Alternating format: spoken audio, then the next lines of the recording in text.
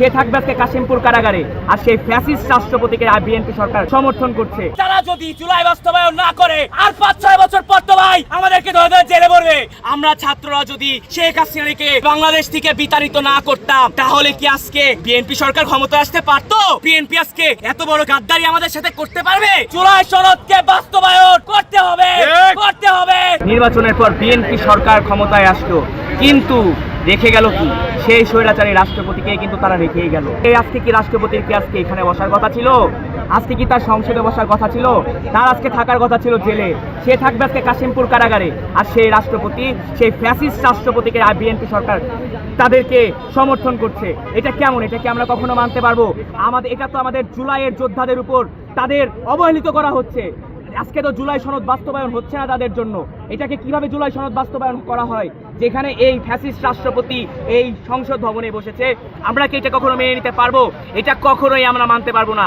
আজকে আমাদের দাবি একটাই, যে এই রাষ্ট্রপতিকে ক্ষমতাচ্যুত করতে হবে। তার ভাষণ আমাদের কানে কখনোই বাজবে না। তার ভাষণ আমরা একদমই সহ্য করতে পারবো না। সে একজন ফ্যাসিস্ট সরকারের রাষ্ট্রপতি ছিল।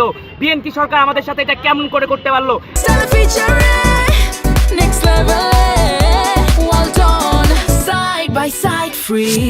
এই রাষ্ট্রপতি ক্ষমতা থাকা অবস্থাতেই বাংলাদেশে ফ্যাসিস্ট আওয়ামী লীগ সরকার জুলাই আন্দোলনকারী ছাত্র জনতার উপর গুলি বর্ষণ করেছিল, বোম নিক্ষেপ করেছিল, টিয়ার সেল নিক্ষেপ করেছিল।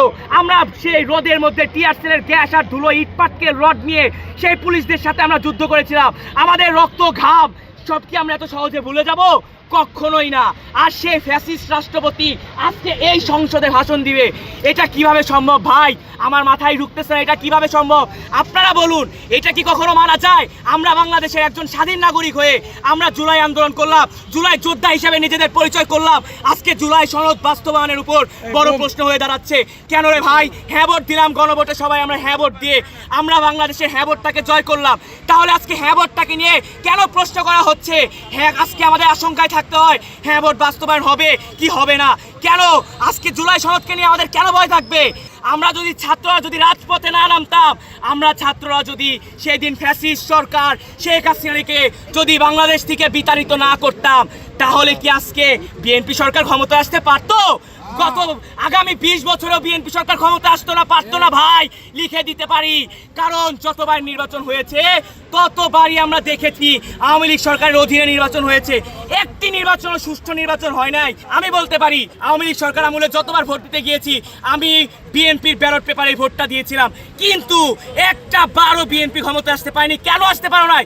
কারণ প্রত্যেকটা নির্বাচন হয়েছে আওয়ামী লীগ সরকারের অধীনে।